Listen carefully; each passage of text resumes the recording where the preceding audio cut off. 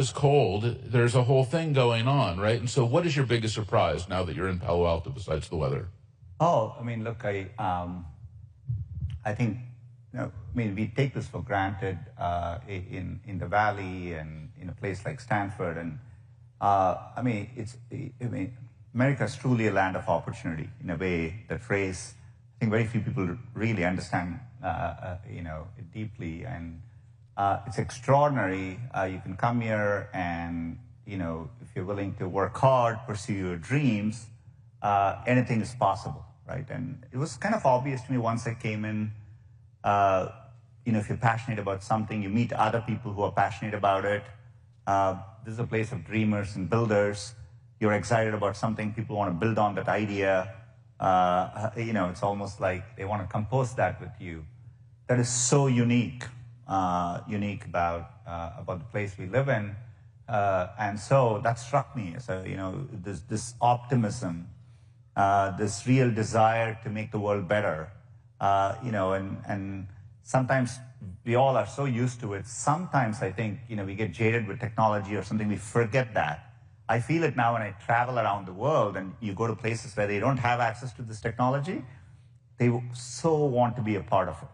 Here we have it, right? And I think we've gone through these waves, but that is the essence of this place, I think. And you brought it back to the theater in which Steve Jobs did some of those path-breaking announcements, but I think that's the spirit of this place. I felt it at Stanford, and I feel it today.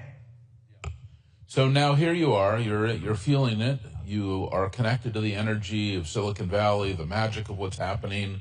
Stanford, kind of the heart of it all, near the garages where these great companies have started, like HP, like Apple. You're starting to meet these cast of characters. It's like going to Disneyland, right? You're meeting Donald Duck, you're meeting Mickey Mouse in person for the first time.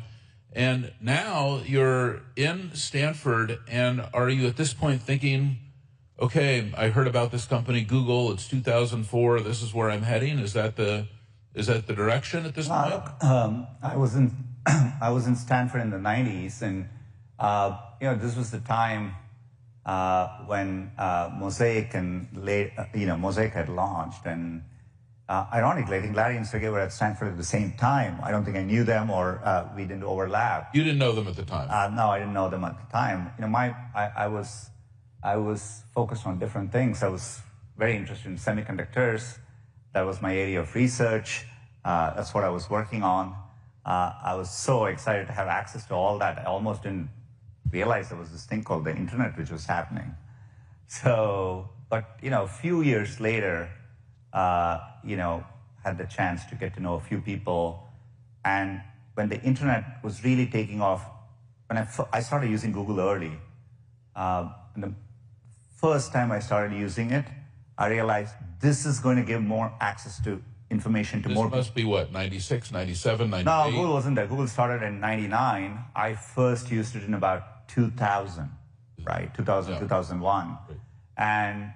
But I could instantly feel like you have this thing which is going to give access to technology to more people than anything before. You could use it, you could feel it. The fact that... And where was that first time that you used Google in 2001? Where were you? I was still in Palo Alto, but I was working in the semiconductor industry. It's interesting to see back as we are going through this moment in AI, everything is coming back to chips. Which turns out to be might be the real driver of intelligence, right? And it's not an accident that Google works on TPUs too, right? So it all comes back full circle. But that's the context in which I use. But it's just that when I used it, I instantly felt like this is where I want to be, and spoke to some people, ended up at Google, and soon started working on Chrome. Yeah. And you went to Google, it was about 2003, 2004. Yeah. So 2004, so you've transitioned now from semiconductors. Yes. What semiconductor company were you at? I actually don't know. For a long time, I was at Applied Materials. At Applied Materials. Yeah. So you're at a great company, Applied Materials. Yeah.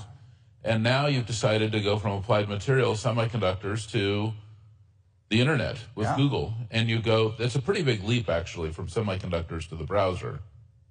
Look, I wanted to be closer to, when you're working in the semiconductor industry, sometimes you can feel far removed